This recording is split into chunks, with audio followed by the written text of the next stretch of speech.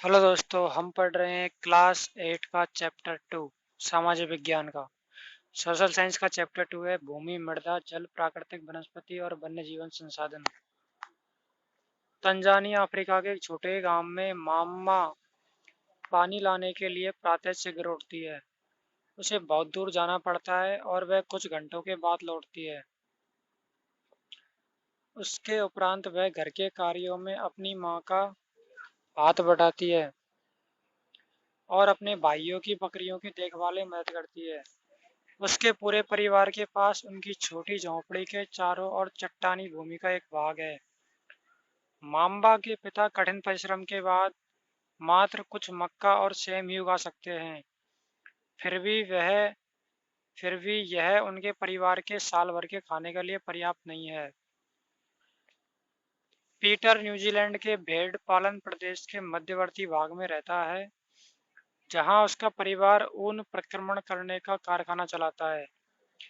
प्रतिदिन जब Peter school से लौटता है, वह अपने चाचा को अपनी भेड़ों की देखभाल करते हुए देखता है।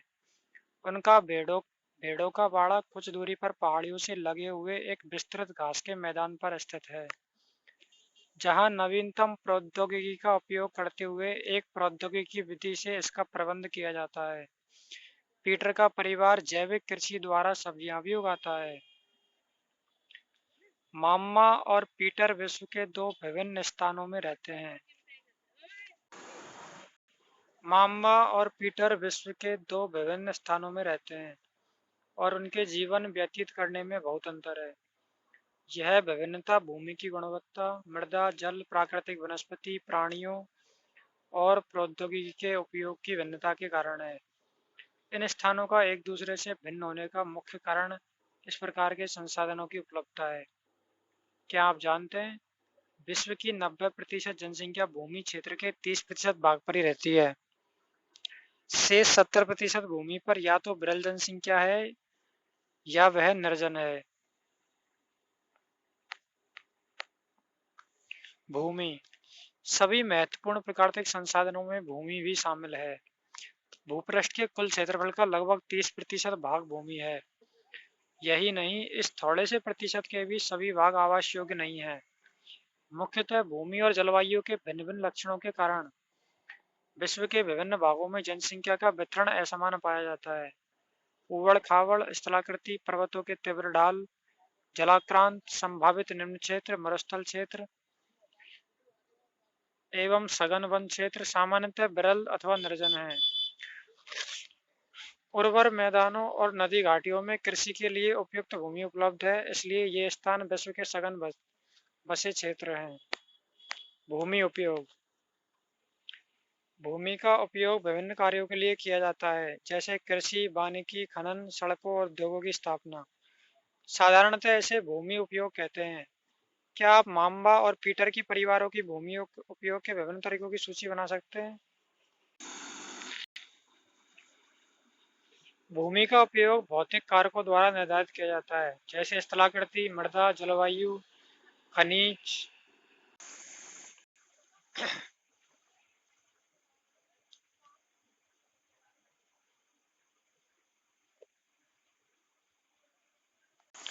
निजी भूमि व्यक्तियों के स्वामित्व में होती है, जबकि सामुदायिक भूमि समुदाय के स्वामित्व में होती है। सामान्य रूप से इसका उपयोग समुदाय से संबंधित व्यक्तियों के लिए किया जाता है, जैसे चारा, फलों, नट या औषधीय बूटियों को एकत्रित करना। इस सामुदायिक भूमि को साझा संपत्ति संसाधन भी कहते हैं। जनसंख्या और उनकी मांग सदैव बढ़ती रहती है, लेकिन भूमि की उपलब्धता सीमित है। स्थान के अनुसार भूमि की गुणवत्ता में अंतर होता है। लोगों ने सामुदायिक भूमि पर व्यापारिक क्षेत्र बनाने, नगरीय क्षेत्रों में घर बनाने और ग्रामीण क्षेत्रों में कृषि योग्य भूमि का विस्तार करने के लिए अनाधिकृत हस्तक्षेप करना शुरू कर दिया है। आज भूमि उपयोग प्रतिरूप में व्यापक परिवर्तन हमारे समाज में सांस्कृतिक परिवर्तनों को दर्शाते हैं। वर्तमान में कृषि और निर्माण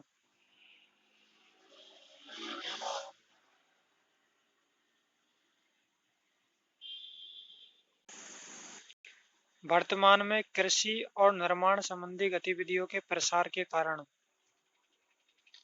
निम्नीकरण, भूस्खलन, मृदा अपरदन, मरुस्थलीकरण पर्यावरण के लिए प्रमुख खतरा है।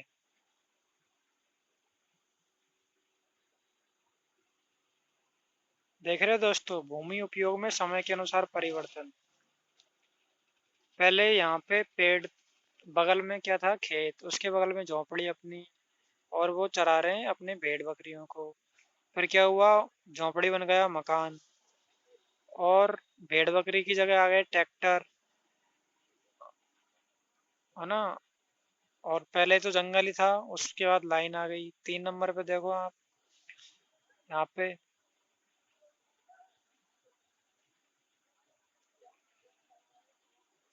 अब खेत की जगह बन गया पार्क। इसके बाद देखो, इसके बाद बन गया बड़ी बड़ी बिल्डिंग, हवाई जहाज, और वो मकान बन गया ज्यादा मंजिल का। तो ये क्या है, गांव से किस तरह शहर में बदलती हैं चीजें धीरे धीरे, वो दिखाया गया है। भूमि संसाधन का संरक्षण। बढ़ती जनसंख्या तथा इसकी बढ़ती मांगों के कारण वन भूमि और कृषि योग्य भूमि का बड़े पैमाने पर विनाश हुआ है। इससे इस प्रकार प्राकृतिक संसाधन के समाप्त होने का डर पैदा हो गया है। इसलिए विनाश की वर्तमान दर को अवश्य ही रोकना चाहिए। वन रोपण, भूमि उद्धार, रासायनिक कीटनाशकों और उर्वरकों के विनियमित उपयोग तथा अतिचारण पर रोक आदि भूमि संरक्षण के लिए प्रयुक्त कुछ सामान्य तरीके हैं। मृदा। पृथ्वी के पृष्ठ पर दानेदार कणों के आवरण की पतली परत मृदा कहलाती है। यह भूमि से निकटता से जुड़ी हुई है। स्थल रूप मृदा के प्रकार को निर्धारित करते हैं। मृदा का निर्माण चट्टानों से प्राप्त खनिजों और जैव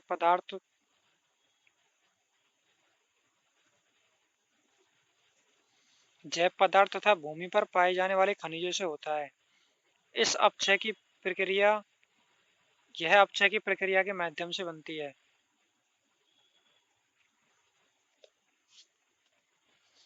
खनिजों और जैव पदार्थ का सही मिश्रण मृदा को उपजाऊ बनाता है। मृदा जनक सेल, रंग, पठन, रासायनिक गुणधर्म, खनिज मात्रा, पारगम्यता को निर्धारित करती है।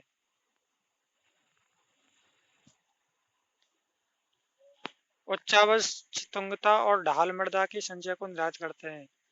वनस्पति जात, प्राणी जात और सूक्ष्मजीव हामस निर्माण की दर को प्रभावित करते हैं। जलवायु, तापमान, वर्षा, अपक्षय और हामस निर्माण की दर को प्रभावित करते हैं। समय मृदा परिच्छेदिका की मोटाई को निश्चित करता है।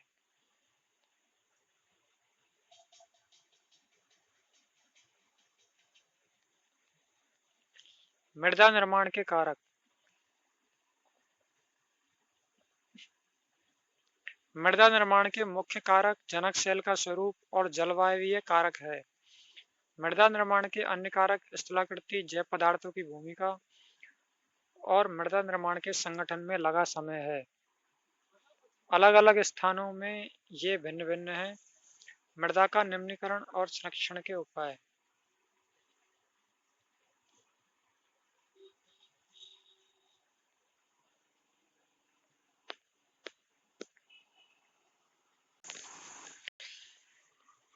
मृदा अपरदन और क्षीणता मृदा संसाधन के लिए दो मुख्य खतरे हैं।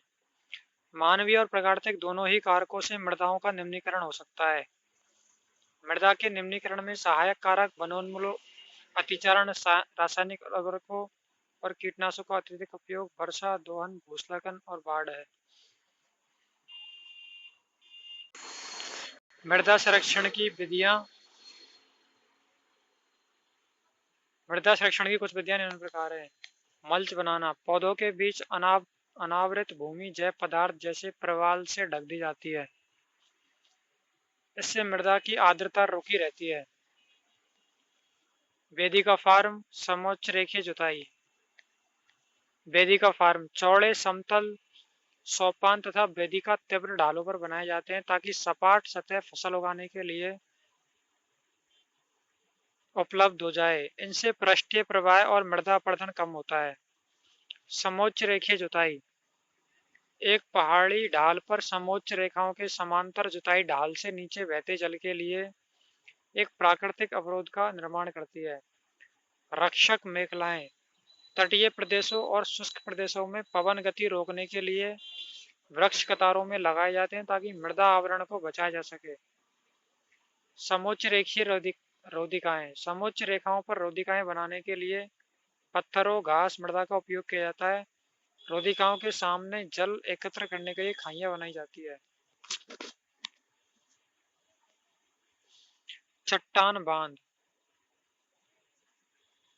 यह जल के प्रवाह को कम करने के लिए बनाए जाते हैं। यह नालियों की रक्षा करते हैं और मृदा क्षति को रोकते हैं।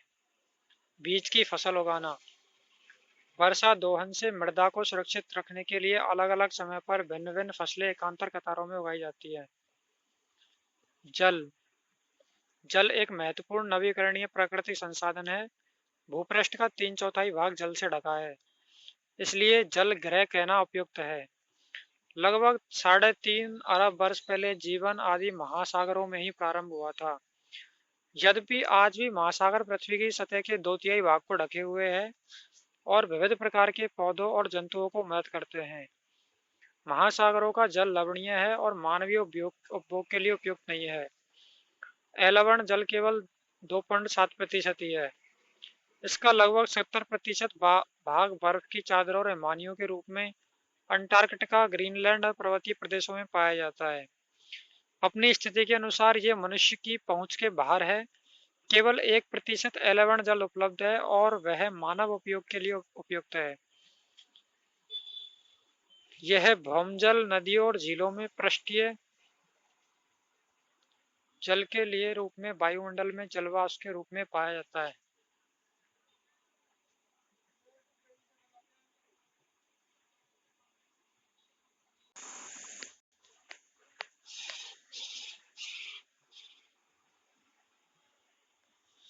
इसलिए अलवणीय जल पृथ्वी का सबसे अधिक मूल्यवान पदार्थ है। पृथ्वी पर जल न बढ़ाया जा सकता है और न घटाया जा सकता है। इसकी कुल मात्रा स्थिर रहती है। इसकी प्रचुरता में विविधता प्रतीत होती है, क्योंकि यह बाष्पीकरण, वर्षण और बाह्य की प्रक्रियाओं द्वारा महासागरों, वायु, भूमि और पुनः महासागरों में चक्रण द्वारा निरंतर गतिशील है। जैसा कि आप जानते हैं, इसे जल चक्र कहते हैं। मनुष्य जल की बड़ी मात्रा का उपयोग न केवल पीने और धुलाई में ही करता है, वरन उत्पादन प्रक्रिया में भी करता है। जल कृषि उद्योगों तथा बांधों के जलाशयों के माध्यम से विद्युत उत्पादन करने में भी प्रयोग किया जाता है। जल स्रोतों के सूखने अथवा जल प्रदूषण के कारण अलवणीय जल की आपूर्ति की कमी के मुख्य कारक बढ़ती जनसंख्या, भोजन और नकदी फसलों की बढ़ती मांग, बढ़ता नगरीकरण और बेहतर होता जीवन स्तर है। क्या आपने जल बाजार के बारे में सुना है? सौराष्ट्र प्रदेश में 1.25 लाख जनसंख्या वाला अमरेली शहर पास के तालुकों से पानी खरीदने के लिए पूर्णतः निर्भर है। जल उपलब्धता की समस्याएं विश्व के कई प्रदेशों में जल की कमी है। अधिकांश अफ्रीका, पश्चिमी एशिया, दक्षिणी एशिया, पश्चिमी संयुक्त राज्य अमेरिका के भाग, उत्तर पश्चिमी मैक्सिको, दक्षिण अमेरिका के भाग और संपूर्ण ऑस्ट्रेलिया अलवणीय जल की आपूर्ति की कमी का सामना कर रहे हैं। ये देश ऐसे जलवायु प्रदेशों में स्थित हैं जहां अक्सर सूखा रहता है, सूखा पड़ता है। उनमें जलाभाव की अधिक समस्या बनी रहती है। इस प्रकार जल का अभाव मौसमी अथवा वार्षिक वर्षण में विविधता के परिणाम स्वरूप हो सकता है, अथवा अति उपयोग और जल स्रोतों के संदूषण के कारण भी जल का अभाव हो सकता है। जल संसाधनों का संरक्षण आज के विश्व में शुद्ध और पर्याप्त जल स्रोतों तक पहुंचना एक बड़ी समस्या बन गई है। इस क्षीण होते संसाधन के संरक्षण के लिए कदम उठाने चाहिए। यद्यपि जल एक नवीकरणीय संसाधन है, तथापि इसका अति उपयोग और प्रदूषण इसे उपयोग के लिए अनुपयुक्त बना देते हैं। अशोधित या आंशिक रूप से शोधित वाहित मल, कृषि रसायनों का विसर्जन और जल निकायों में औद्योगिक बहिस्त्राव जल के प्रमुख संदूषक हैं। इनमें शामिल नाइट्रेट धातुएं और पीड़कनाशी जल को प्रदूषित कर देते हैं। इनमें से अधिकांश रसायन अजैव निम्नीकरणीय होने के कारण जल द्वारा मानव शरीर में पहुंच जाते हैं। इन प्रदूषकों को जल निकायों में छोड़ने से पूर्व बहिस्त्रावों को उपयुक्त विधि से शोधित करके जल प्रदूषण नियंत्रित किया जा सकता है। वन और अन्य वनस्पति आवरण धरातलीय प्रवाह को मंद करते हैं और भूमिगत जल को पुनः पूरित करते हैं। जल संग्रहण पृष्ठीय प्रवाह को बचाने की दूसरी विधि है। जल रिसाव को कम करने के लिए खेतों को सिंचित करने वाली नहरों को ठीक से पक्का करना चाहिए। रिसाव और वाष्पीकरण से होने वाली जल क्षति को रोकने के लिए क्षेत्र की स्प्रिंकलरों से सिंचाई करना अधिक प्रभावी विधि है। वाष्पीकरण की अधिक दर वाले शुष्क प्रदेशों में सिंचाई की ड्रिप अथवा टपकन विधि बहुत उपयोगी होती है। सिंचाई की इन विधियों को अपनाकर बहुमूल्य जल संसाधन को संरक्षित किया जा सकता है। प्राकृतिक वनस्पति और वन्य जीवन। क्या आप जानते हैं अपने घर की छत पर वर्षा जल एकत्र करके इस जल का संग्रहण करना एवं विभिन्न उत्पादक उपयोगों में लाना वर्षा जल संग्रहण कहलाता है। औसतन 2 घंटे की वर्षा का एक दौर 8,000 लीटर जल बचाने के लिए काफी है। प्राकृतिक वनस्पति और वन्य जीवन। स्कूल के बच्चे हस्तशिल्प प्रदर्शनी में घूम रहे थे। प्रदर्शनी की वस्तुएं देश के भिन्न भिन्न भागों से एकत्रित की गई थी।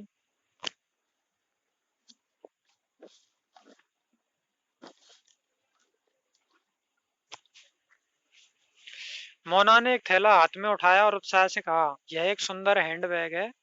अध्यापिका ने कहा, हाँ, यह जूट से बना है।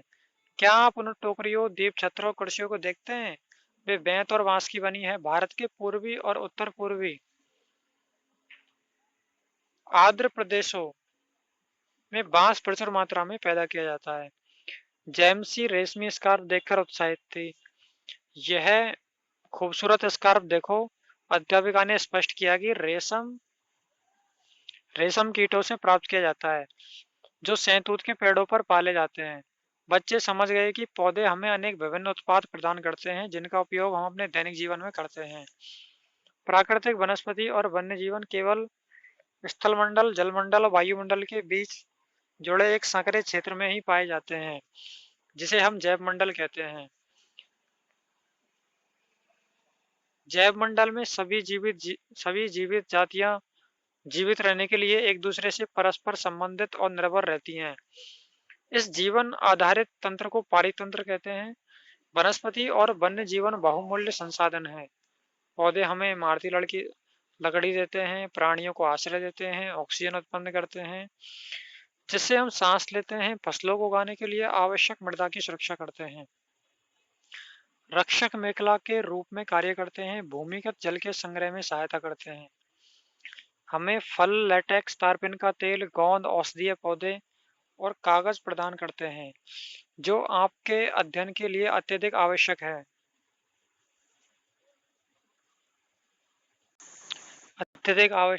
पौधों के असंख्य उपयोग है, उनमें आप कुछ और जोड़ सकते हैं।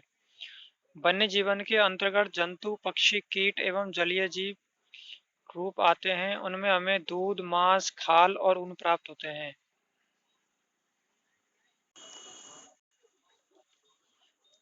कीट जैसे मधुमक्खी हमें शहद देती है, फूलों के परागकण में मदद करती है और पारितंत्र में अपघटक के रूप में एक महत्वपूर्ण भूमिका निभाती है।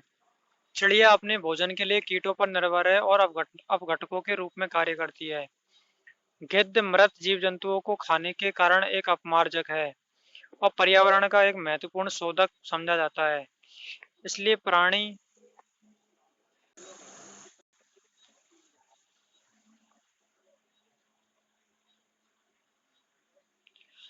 पर्यावरण का एक महत्वपूर्ण शोधक समझा जाता है।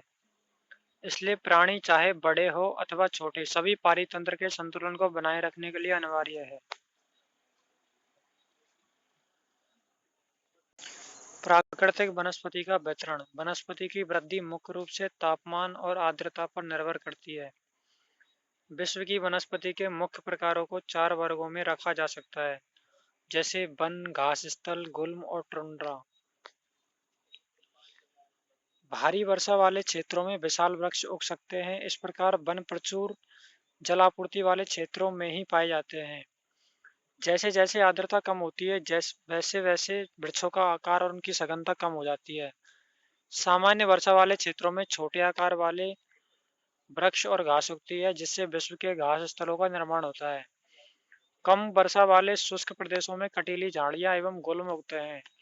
इस प्रकार के क्षेत्रों में पौधों की जड़ें गहरी होती हैं। बाष्पोत्सर्जन से होने वाली आर्द्रता की हानि को घटाने के लिए इन पेड़ों की पत्तियां कांटेदार और मोमी सतह वाली होती है। शीत ध्रुवीय प्रदेशों की टुंड्रा वनस्पति में मांस और लाइकेन सम्मिलित हैं। पिछली 2 शताब्दियों में विश्व में जितने लोग थे उस इस समय उनसे कहीं अधिक लोग हैं। बढ़ती जनसंख्या के पोषण के लिए फसलों को उगाने के लिए वनों के विशाल क्षेत्रों में वृक्ष काट दिए गए हैं।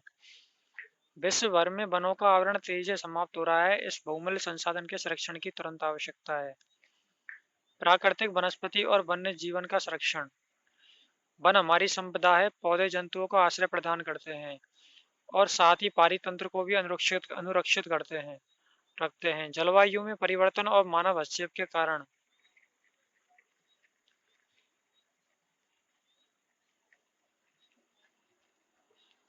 पौधों और जंतुओं के प्राकृतिक आवास नष्ट हो सकते हैं। बहुत सी जातियां असुरक्षित अथवा संकटापन्न हैं और कुछ लुप्त होने के कगार पर हैं।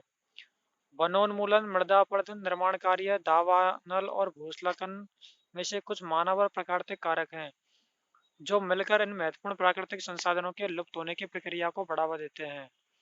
आज की मुख्य चिंताओं में से एक अनाधिकार शिकार करने की संख्या का बढ़ना है, जिससे कुछ खास प्रजातियों की संख्या में तेजी में कमी आई है। पशु खाल, चमड़ा, नाखून, दांत और पंखों के साथ साथ सींगों के एकत्रीकरण और गैरकानूनी व्यापार के लिए जंतुओं का अनाधिकार शिकार किया गया है।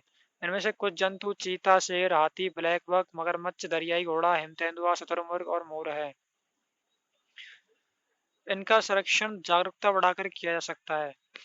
राष्ट्रीय उद्यान, वन्यजीव अभयारण्य, जैवमंडल निश्चय हमारी प्राकृतिक वनस्पति और वन्य जीवन को सुरक्षित रखने के लिए बनाए जाते हैं। संकरी घाटियों, झीलों और आर्द्र भूमि का संरक्षण मूल्यवान संसाधन नष्ट होने से बचाने के लिए आवश्यक है। यदि प्रजातियों की सापेक्ष संख्या को भंग नहीं किया जाए तो पर्यावरण में संतुलन बना रहता है। विश्व के अनेक भागों में मनुष्य ने अपने क्रियाकलापों से अनेक प्रजातियों की प्राकृतिक आवासों में उथल पुथल कर दी है। अनेक पक्षियों और जीव जंतुओं के अंधाधुंध शिकार के कारण या तो वे विलुप्त हो गए हैं या विलुप्त होने के कगार पर हैं। प्रादेशिक और सामुदायिक स्तर पर जागरूकता कार्यक्रमों जैसे सामाजिक वानिकी वन महोत्सव को प्रोत्साहित करना चाहिए। स्कूल के बच्चों को पक्षी देखने, प्राकृतिक कैंपों में जाने के लिए प्रोत्साहित करना चाहिए, ताकि वे विविध जातियों के निवास का अवलोकन कर सकें। बहुत से देश पक्षियों और पशुओं को मारने और उनके व्यापार करने के विरुद्ध हैं। भारत में शेरों, चीतों, हिरणों, भारतीय सारंग और मोर को मारना अवैध है। ये एक अंतर्राष्ट्रीय परिपाटी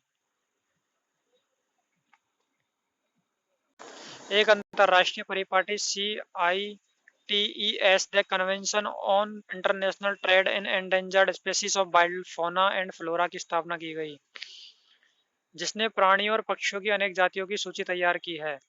इस सूची में दिए गए सभी पक्षियों और प्राणियों के व्यापार करने पर प्रतिबंध लगाया गया है। पौधों और प्राणियों का संरक्षण प्रत्येक नागरिक का नैतिक कर्तव्य है।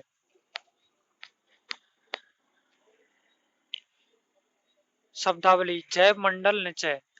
यह वैश्विक नेटवर्क द्वारा जुड़े रक्षित क्षेत्रों की एक श्रृंखला है जिसे संरक्षण और विकास के बीच संबंध को प्रदर्शित करने के इरादे से बनाया गया है। क्या आप जानते हैं CITES, the convention of international trade in endangered species of wild fauna and flora सरकारों के बीच एक अंतर्राष्ट्रीय समझौता है। इसका उद्देश्य यह सुनिश्चित करना है कि वन्य प्राणी एवं पौधों के नमूनों के अंतर्राष्ट्रीय व्यापार से उनके जीवन को कोई खतरा नहीं है। मोटे तौर पर पशुओं की 5,000 जातियां और पौधों की 28,000 जातियां रक्षित की गई है। भालू, डॉल्फिन, कैक्टस, प्रवाल, आर्किड और एलो कुछ उदाहरण हैं। इसके बाद ये प्रश्न है हमारे, इनको आप आराम से कर लोगे। चैप्टर को मेरे साथ आपने रीड कर ही लिया और एक बार आपने रिवीजन के लिए ज़रूर देख लेना, ताकि अच्छे से रिवीजन हो पाए और लंबे समय तक याद रख पाए। थैंक यू दोस्तों। Like, comment, subscribe.